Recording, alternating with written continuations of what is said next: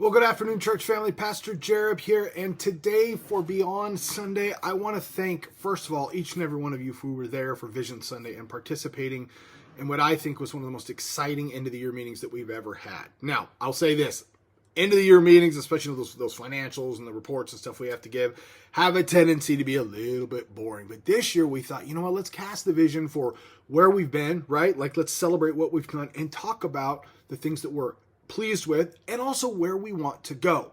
Now, I finished it by preaching a message just a few minutes called Eyes Forward. And what we did is we looked at 2 Corinthians chapter 4. I looked at verses 16 through 18, where Paul talks about these, what we call light and momentary troubles, right?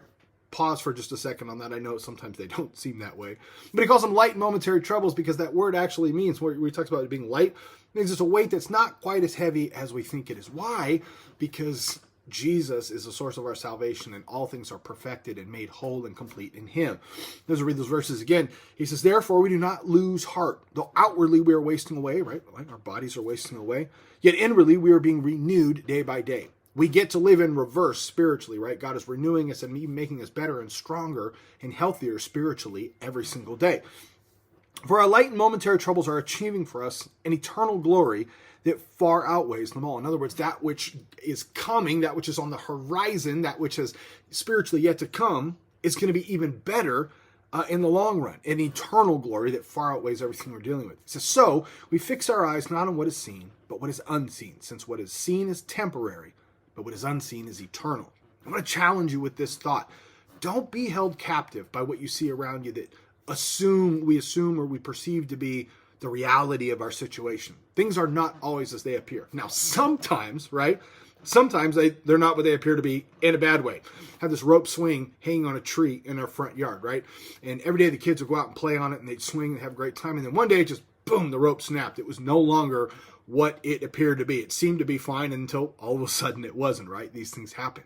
But sometimes situations seem hard, things seem overwhelming or daunting or frustrating, and we just need to take a step back and try to spiritually process it from a different perspective. What if God really is up to something else? And the only thing he needs us to do is remember that these troubles that we see around us are light and momentary, Paul, if you say so, but it's not quite as bad as I think it is, because in the end, God is ultimately in control and my life is surrendered to him. Keep your eyes forward. This week for Beyond Sunday, I hope that this message, as we circle back to, Vision Sunday just a couple days ago and how that went, I hope that encourages you, because I believe firmly with all my heart that my best days are yet to come. They are yet to come because I haven't arrived there yet, right? I haven't gotten to the place where God has called me ultimately, but day by day, I'm learning to trust him, to draw closer to him, to heal in him, to grow in him, to be stronger in him.